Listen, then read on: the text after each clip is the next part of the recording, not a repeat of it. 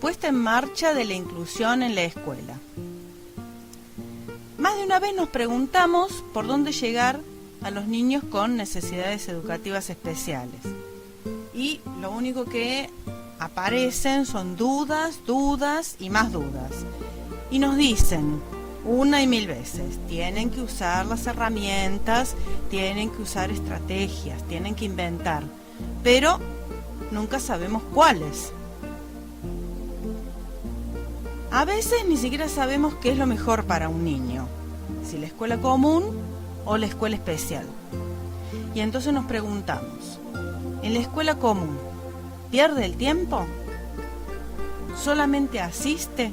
¿Pasa un rato y en realidad no saca ningún provecho? Entonces, ¿es la escuela especial un poco mejor para él? A veces nos preguntamos también si los va a preparar para una realidad que después van a tener que afrontar, conviviendo con personas que a lo mejor no tienen el mismo problema que tiene él. O por el contrario, podemos pensar que en la escuela especial va a aprovechar mejor su tiempo y que como está con profesionales especializados, va a poder lograr mejores aprendizajes. Pero también nos podemos plantear si al estar en la escuela especial va a poder afrontar después la realidad circundante, porque él está acostumbrado en la escuela especial a estar con niños con diferentes discapacidades y en la vida cotidiana eso no lo va a encontrar. Entonces siempre es una pregunta interesante para realizar. Respecto de esto, hubo cambios en la política educativa. Antes se procuraba que los niños con necesidades educativas especiales permanecieran más tiempo en el nivel inicial, como para darle posibilidades de acercarse más a las capacidades de otros niños. Incluso algunos empezaban su escolaridad en la escuela especial. En cambio ahora se decidió que todos comiencen su escolaridad en el jardín común y que a los 6 años ingresen a primer grado. Entonces, ¿cómo es el recorrido del niño en su escolaridad? ¿Es siempre inamovible? ¿Siempre está determinado el trayecto? Es decir, ¿empieza en la escuela especial y va a seguir siempre así? Bueno, no. Como ya dijimos, empieza en el jardín común, pero no implica que después pueda cambiar a una escuela especial o seguir en la escuela común. Actualmente es la familia la que decide qué espacios va a ir ocupando el niño. Y muchas veces nos encontramos con que esto es un problema, porque la familia muchas veces no acepta la condición de su hijo y no logra decidir correctamente qué es lo mejor para él. Y en otros casos peores, por comodidad, la familia prefiere mandar al niño a una escuela común y no le da posibilidades de aprender otras cosas en la escuela especial y que le den herramientas para poder afrontar su problema e insertarse mejor en la sociedad. Y otras veces los papás están realmente convencidos de lo que deciden y bueno, esa es la situación actual. El problema es que esto no siempre beneficia al niño. La idea actualmente es pensar que todos los niños tienen preferencias, incluso mayores o menores capacidades para afrontar diferentes materias: matemáticas, ciencias, literatura, educación física, arte, cualquier materia. No todos tienen los mismos recursos para poder desarrollarse en cada área. Por eso es importante a la hora de evaluar que el maestro, el profesor, valore el esfuerzo que cada niño, que cada joven haga para cumplir con esa materia. Muchas veces en el secundario se nota mucho esta dificultad porque el profesor quiere que rinda en la materia, que es la única en la que tiene al alumno, y a veces se le exige más de lo que realmente puede, sin valorar el esfuerzo que haga y solamente teniendo en cuenta los resultados que obtiene. Muchas veces nos encontramos con sorpresas respecto del avance de los niños. A veces logra más de lo que esperamos, pero otras veces se le exige más de lo que realmente puede dar. En algunos casos, cuando el maestro o la misma escuela ya no pueden solos afrontar un determinado problema, es necesario crear redes interdisciplinarias. Entonces, en estas redes participan la escuela especial, psicólogos y psiquiatras, la misma familia del niño y todos los adultos de la escuela. Si bien ya aclaramos algo sobre la evaluación, vamos a recalcar que a la hora de calificar, generalmente un excelente, un muy bueno o un satisfactorio cobran distinto significado según qué docente lo aplique.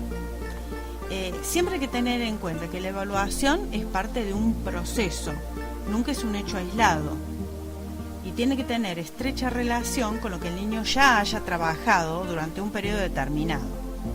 Por eso, si nosotros, por ejemplo, utilizamos una modalidad de material concreto durante el aprendizaje, la evaluación también se hará de esa misma manera.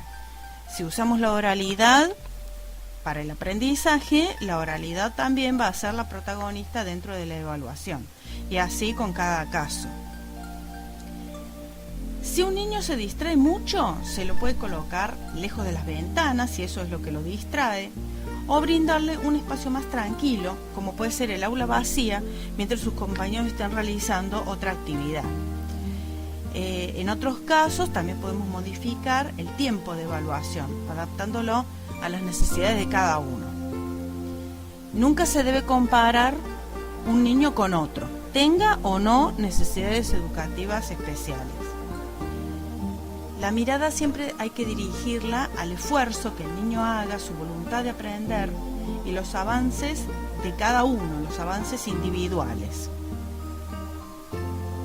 Y ahora algunas ideas y sugerencias para trabajar en el aula, que es lo que muchas veces estamos esperando.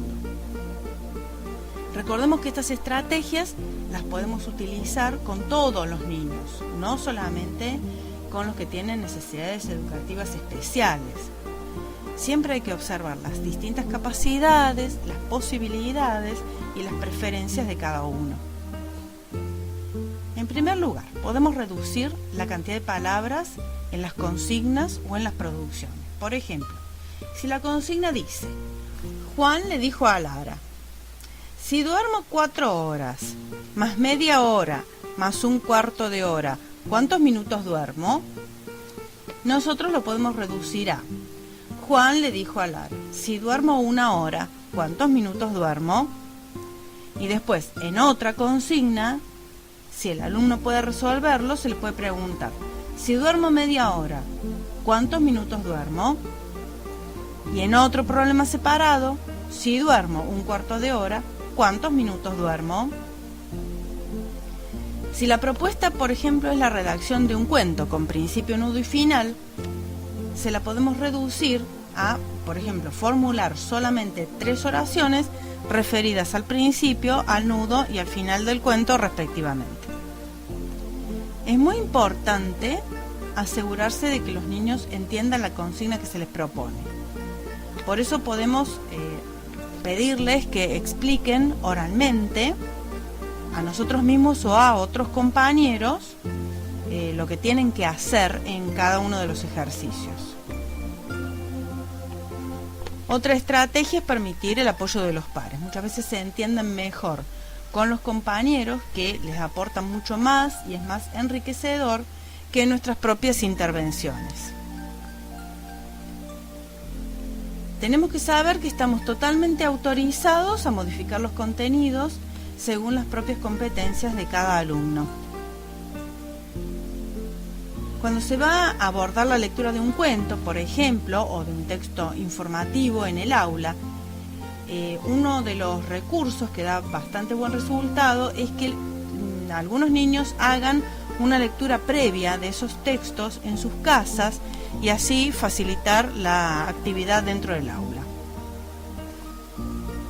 En el caso de que haya niños que no puedan escribir sobre los renglones, se pueden utilizar hojas más grandes o bien usar un imantógrafo con letras móviles o un franelógrafo, y recordar que todos estos recursos son aplicables no solamente a alumnos con necesidades educativas especiales, sino a todos los alumnos del grado. Y esto tiene varias ventajas. Primero, que el niño con alguna patología no se sienta discriminado por ser el único que usa determinado recurso. Y por otro lado, a los demás niños que puede ser que no tengan ningún problema, les resulta novedoso utilizar un recurso que normalmente no está destinado a ellos. Se los puede hacer participar en actividades dividiendo a los alumnos según sus posibilidades, refiriéndose siempre a un mismo tema. Por ejemplo, en un cuento, un grupo podrá leer el cuento en voz alta. Otro grupo puede caracterizar a los personajes en un afiche. Otro grupo podrá realizar una expresión artística sobre lo leído. Y otros podrán utilizar el pensamiento crítico para opinar respecto de las actitudes de los personajes. Entonces, cada uno, dentro de sus posibilidades, participa y se hace una actividad en conjunto. Por supuesto, podemos atender a la diversidad haciendo modificaciones en las planificaciones.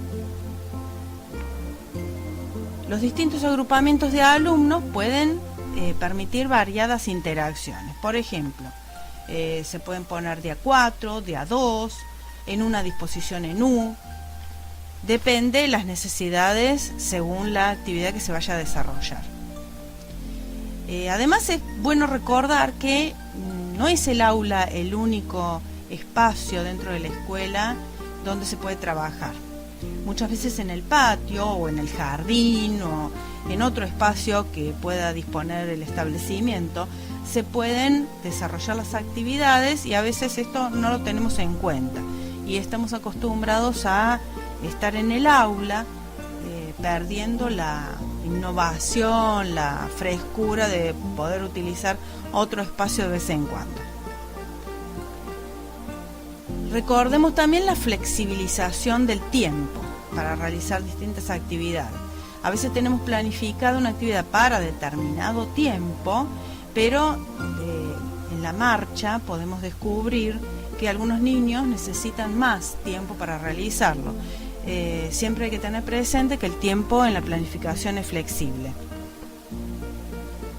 Y nuevamente recordemos que la evaluación tiene que realizarse según las adaptaciones que se hayan realizado en el proceso de aprendizaje. Por último, vamos a ver qué adaptaciones físicas se podrían necesitar. En el caso de niños ciegos, se pueden utilizar distintos medios electrónicos como una PC, una notebook, audiocuentos para acercarles el material literario, programas especiales con escritura a través de sonidos. En el caso de los niños con discapacidades motoras, se puede utilizar un mobiliario especial adaptado a las necesidades individuales de cada uno de ellos.